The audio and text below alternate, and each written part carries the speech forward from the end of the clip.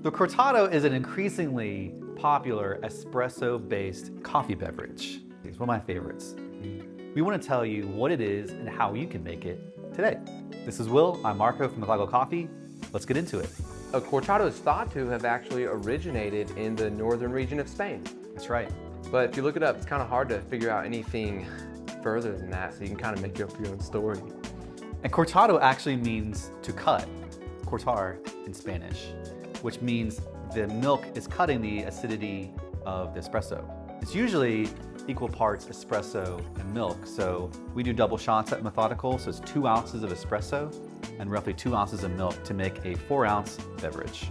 And traditionally, Cortados are served in a really pretty 4.5-ounce Gibraltar glass. Has a really nice presentation. Yeah. And you know, it's actually a pretty fun drink to make because it can be a challenge.